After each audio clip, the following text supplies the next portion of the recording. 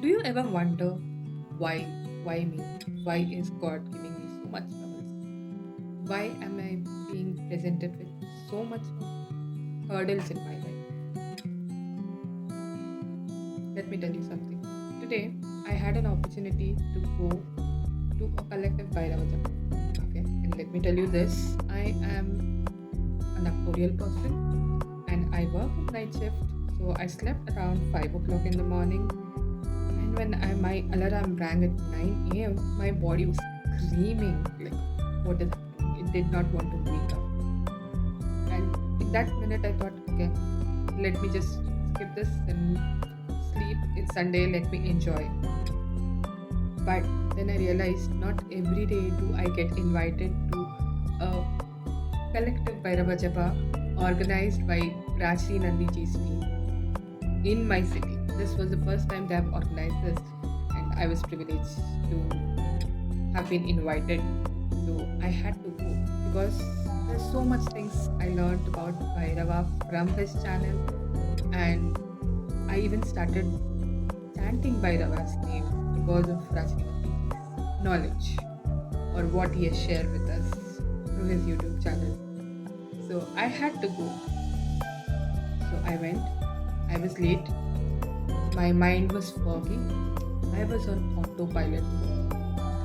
Okay, so just went there, sat, started chanting. I don't know what I was doing, what is going on, nothing. Yes, I always felt discomfort sitting down, doing like we chanted for a few minutes, then we went into japa. Uh, I felt some kind of emptiness and restlessness actually, also emptiness. I thought maybe because I did not complete my sleep. But then, towards the end, when my body, mind, soul, everything was working together, that's when I realized I could feel some sort of presence. And I've always felt this way. Okay? When I meditate, I always feel their presence. And that's when it hit me okay, their absence made me realize when they're present. The emptiness, what I was talking about, it was their absence. But when they came in, Bhairava and Bhairava, I could realize, okay, they're here with me, and like salt in our food, right? So you don't notice it until it is missing. So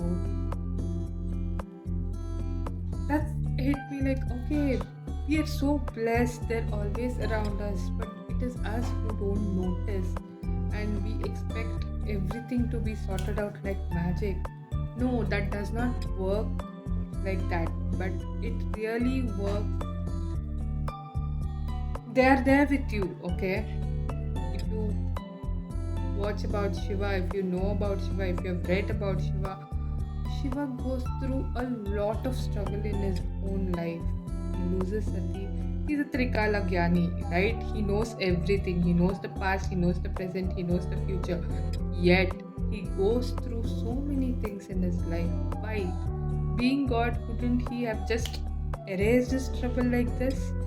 No, because he is a resilient person.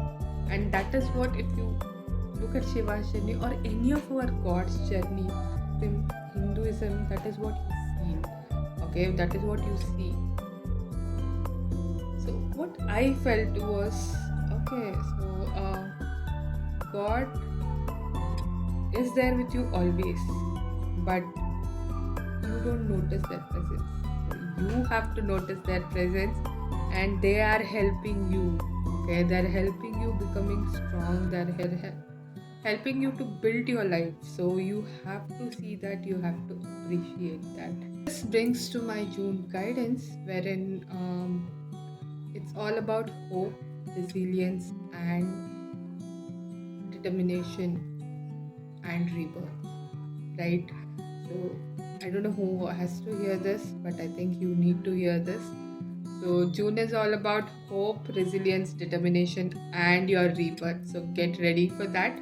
If you want to watch that, link is below. Please click on that. And This is all I wanted to say, that your God are always present with you. Your God's angel, universe, your higher self, whatever you believe in. Okay, you don't have to believe in one God or one thing. Whatever you believe in, they're always with you. You just have to feel their presence. So I would say, call them out. Tell them that you're not able to handle the situation. Please help me, and they'll come. Okay, call them. They'll come for help. Don't think you're alone.